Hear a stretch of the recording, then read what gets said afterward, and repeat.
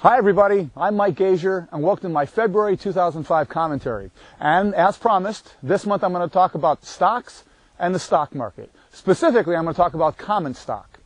And I wonder every month as I started this little adventure of mine how I'm possibly going to fit such a complicated subject into such a short period of time. But let me just start with the basics. Number one, when you buy a share of common stock, you're buying an ownership equity interest in a company. And of course, what you're hoping for is that the company will do well in the future, and of course, hopefully the economy will do well in the future. Because as an owner of the company, you should fare well if that takes place.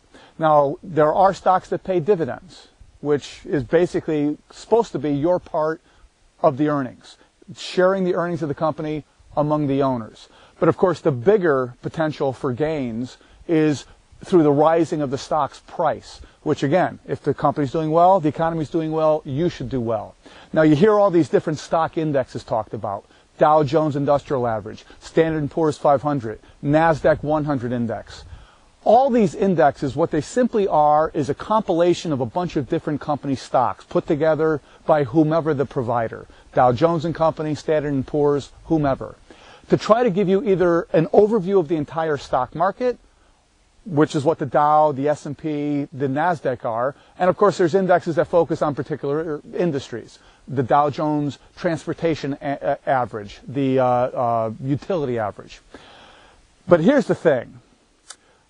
Hard to believe is that it's going to be for it to come out of my mouth. Over long periods of time, stocks do offer you the highest returns. And that's absolutely a fact. But I stress with my voice that simple thing, long periods of time. A lot of you know from firsthand experience, in the late 90s, I was getting very, very negative about stock valuations. And I would have younger people, 25, 28, whatever, come up to me to say to me, you know, Mike, you're very negative about the stock market. Shouldn't somebody my age have a lot of their retirement money in stocks? And I would answer, yes, absolutely, but I'd have to qualify it, as long as you can stay in long term. Can you do that? And I'd get some answers like, oh yeah, sure, I got 2-3 years. 2-3 years, man, that's a hiccup in the market's history.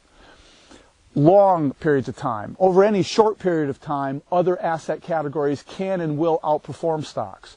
Nothing outperformed stocks in the 1990s. We're in a period right now for the last 4 or 5 years where a lot of things have been outperforming stocks, but it's been a good time to accumulate a position.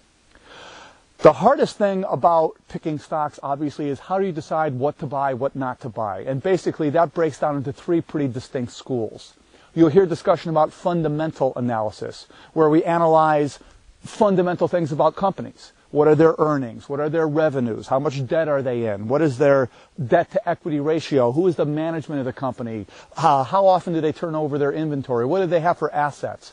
These are all fungible, tangible things that you can look at, analyze, look for trends to try to predict what the future of that business is going to be and the business of that company. That's one school. And the majority of the analysts employed by Wall Street firms fall into that fundamental camp. The other analysis that's very popular, and I'm not trying to be corny, but you'll hear discussion about technical analysis. And what I'm not trying to be corny about, technical analysis is the analysis of anything that's not fundamental.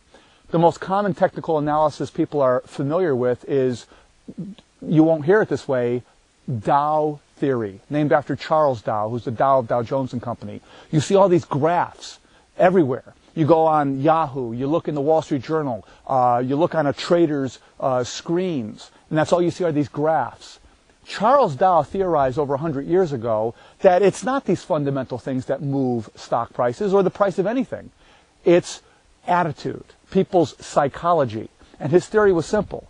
If you were to just take a piece of graph paper and start plotting the price movements of anything, IBM stock, corn, gold, oil, whatever, start charting the price. Over time, patterns will begin to develop, but the important crux of the theory is that as these patterns develop, certain patterns tend to repeat themselves over and over again.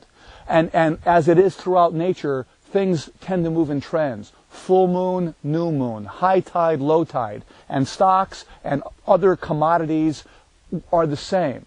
They'll be either in an uptrend or a downtrend. And perhaps by looking at these charts, you can determine when an uptrend is ending and it might be time to get out of a stock, or a downtrend is beginning to end and it's time maybe to get into a stock. Now, the third school of thought, which you might have heard of two different ways. You might have heard of the random walk theory. You might also have heard it or studied it in school as the efficient market theory. That theory basically says that doing any analysis of all is just ridiculous. Like right now, American Express stock is about $54, $55 a share. The random walk and efficient market theories would basically say that that price of American Express, $55, it's perfect. And by perfect, we mean that anything that you could analyze to determine whether or not you should buy American Express has been analyzed. Everybody knows what the earnings are. Everybody knows what their revenue is, who the management is, what their chart looks like, who won the Super Bowl, all this stuff. And they've all taken it into consideration and arrived at that current price of American Express of $55. The only thing that's going to move the price of the stock from there is stuff that you got no way to predict. You got no idea that American Express's chairman is going to choke on a piece of meat at dinner tonight. Or some study is going to come out that says carrying an American Express card around in your wallet gives you ass cancer. You know? Now, clearly that would affect the price of American Express stock.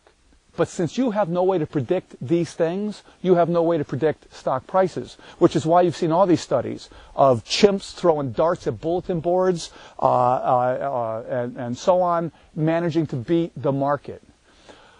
Obviously, you know, the dean of the Random Walk School is a gentleman by the name of Burton Malkiel, who wrote a famous book, which I fairly enthusiastically recommend, The Random Walk Down Wall Street. You can get it in any mall bookstore for $12-15. And he's a Princeton professor, and it's a famous sort of, I don't know if it's a joke or what it is, but I heard it from a Princeton alum who told me the story about how a couple of Princeton students were walking across campus with this Burton Malkiel. And one of the students goes, "Oh, Dr. Malkiel, look on the ground. It's a $20 bill."